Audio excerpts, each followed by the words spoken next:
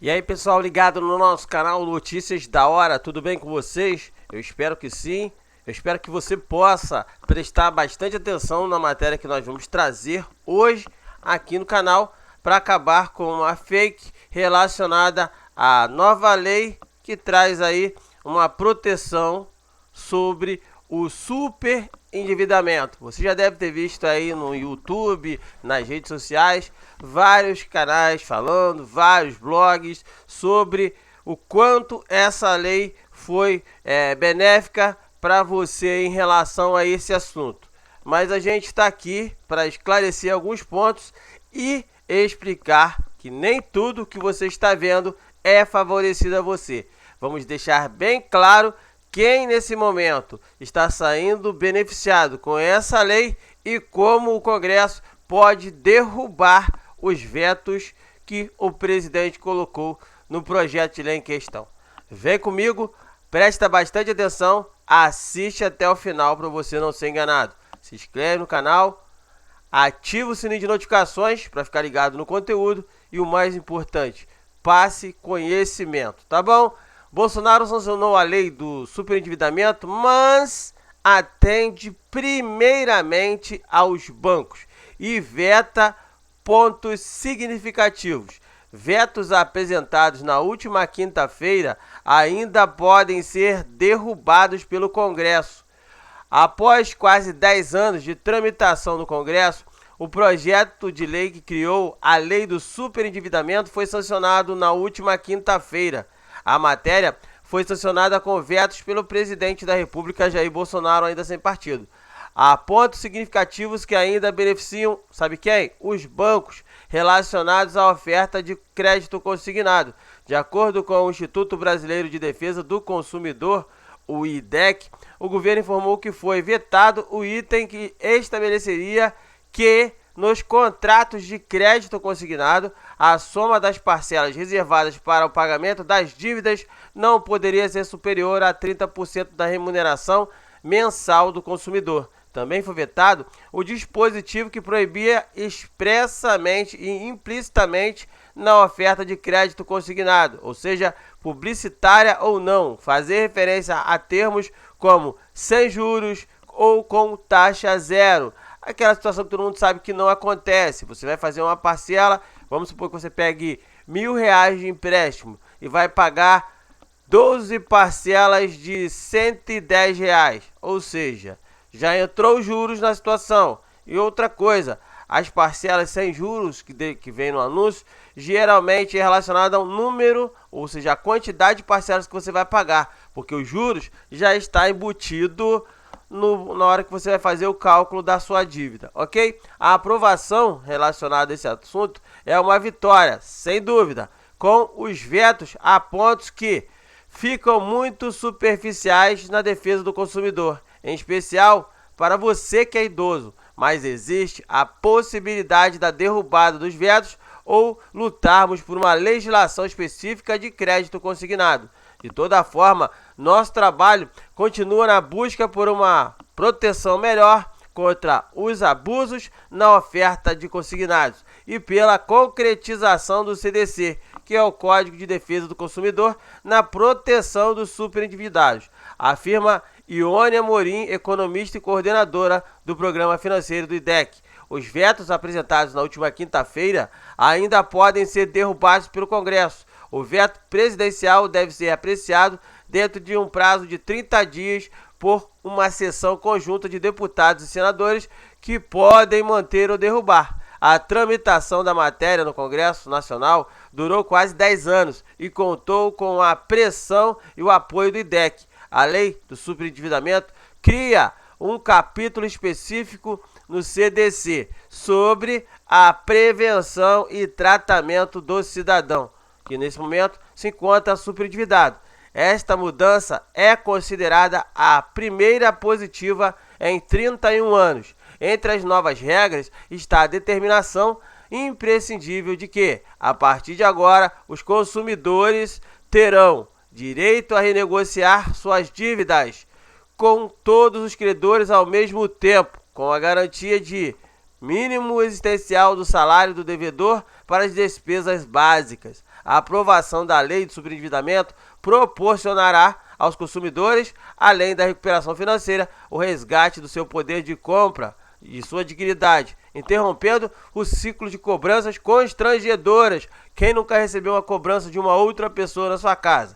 Você está ali curtindo tua folga numa boa, toca o telefone e aí é um vizinho, um colega, um amigo que deu às vezes seu telefone. Numa situação, ele fez uma compra, deu seu telefone e a pessoa, em vez de ligar para a pessoa, liga para quem? Para a pessoa que deu o número de telefone, ou seja, para você que não é, no caso, a pessoa que fez a conta, mas fica sabendo de um débito, de um nome de uma pessoa que pode parar no SPC. Isso não é constrangedor? E obtendo maior consciência sobre o uso do crédito e educação financeira, complementa Amorim. De acordo com o IDEC, a nova lei busca criar condições de negociar com situações mais justas ao consumidor que contrata um crédito, mas fica totalmente impossibilitado de honrar seus compromissos financeiros, seja por desemprego, doença ou qualquer outra razão que cause um impacto no orçamento da família. Estudos já mostram que, na tentativa de realizar os pagamentos desses empréstimos, esses consumidores acabam fazendo o quê? Outras dívidas. Estima-se que o Brasil tenha mais de 60 milhões de pessoas endividadas, 30 milhões deles super endividados, que são aqueles que não estão conseguindo pagar suas dívidas. Para auxiliar a recuperação econômica dessas pessoas, a maioria mulheres que chefiam mais de 40% dos lares brasileiros, a lei propõe a regulação da concessão de crédito com aumento de transparência e prevenção do endividamento. Com a crise sanitária provocada pela pandemia, observou-se o agravamento do endividamento da população brasileira, que foi atingida pelo desemprego e pela baixa renda. Nesse contexto, o auxílio repassado aos bancos é de 1,274 trilhão de reais, com o objetivo de socorrer as empresas e as famílias, e não se estendeu aos consumidores que já estavam inadimplentes, agravando a situação de vulnerabilidade financeira. Ainda que a aprovação da lei seja considerada histórica, ela por si só não resolve a questão, que é complexa e estrutural. O IDEC espera que melhorias possam ser implementadas na fase de regulamentação, que é realizada por um órgão disciplinar como o Banco Central. Entre os desafios da fase de implementação estão a necessidade de estruturar uma política pública para que o sistema acolha os consumidores de modo geral, em especial os endividados, a realização da capacitação dos créditos das entidades do Sistema Nacional de Defesa do Consumidor para lidar com as novas normas, a padronização de processos, criação de novas bases de dados, assim como indicadores de impactos. O Judiciário também deverá se adequar do mesmo modo para o tratamento judicial adequado ao consumidor endividado, estabelecendo núcleos de atuação tanto para a fase de conciliação extrajudicial quanto para a instalação de um processo de repactuação de dívida que tem a finalidade de criar um plano de pagamento preservando o mínimo existencial para a pessoa humana. Ao longo dos anos, o IDEC atuou informando a população sobre os benefícios da medida. A situação relacionada, você pode conhecer a campanha através do IDEC, pela aprovação da PL do superendividamento, participação relacionadas a campanhas, audiências públicas no Congresso e cobrando os parlamentares que precisam trazer melhorias para que sejam feitas relacionadas ao projeto e que ele tramitasse de forma mais célere, ou seja, mais rápida, na Câmara dos Deputados. Desde 2005, o IDEC estuda a questão do superendividamento e acompanha com atenção a prática do assédio comercial entre aposentados. Como parte de suas ações, lançou o documentário No Caminho do Superendividamento, que expõe o cenário problemático de crédito no país e mostra como os bancos colaboram para o superendividamento de mais de 60 milhões de brasileiros. Diante do agravamento da abusividade das ofertas de crédito e do endividamento no país, o INCOM lançou em 2019 o especial Golpe da Aposentadoria, com o objetivo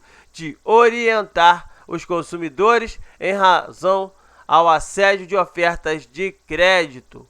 Ou seja, essa situação que eles gostariam de fazer era deixar ali apenas um valor que você poderia gastar no seu pagamento. Com que? Fazendo uma dívida. No caso, os aposentados e pensionistas. E o que aconteceu?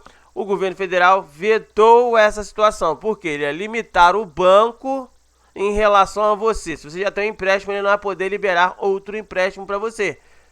E isso ia fazer com que você terminasse primeiro uma conta para depois fazer outra. Com esse projeto de lei, o governo federal vetando este ponto, você pode fazer outros empréstimos dentro dos nove empréstimos que você tem, ainda tomando nesse momento 40% do teu pagamento. Acabando aí a fase da pandemia, aí voltaria para os 35% que você pode, nesse caso, se endividar. Essa lei gostaria que deixasse apenas 30% e a pessoa só poderia fazer um empréstimo. E esse ponto foi vetado. Fazer esse empréstimo, esse único empréstimo, você, no caso, não ia ter oportunidade nenhuma de fazer outro empréstimo, de se atolar ainda mais. Isso faria com que você fosse preservado. Com essa situação de liberar você fazer 6, 7, 9 empréstimos, está beneficiando o banco, que nesse caso terá mais possibilidades, mais juros para poder cobrar e você mais contas para pagar. Essa situação da lei não beneficiou você que é aposentado, você que no caso aí recebe uma pensão. Beneficiou o banco, que poderá continuar fazendo o que ele sempre fez, dando a margem de crédito para você e você tendo a possibilidade de estourar o seu orçamento com os 9 empréstimos que tem à sua disposição dentro daqueles 40%, ok? Obrigado pelo teu carinho, a tua atenção, preste atenção, essa lei ainda pode ser vetada pelos deputados. De acompanhar tudo, qualquer modificação da lei, a gente traz para você aqui no canal Notícias da Hora. Se inscreve aí, ativa o sininho e vem comigo.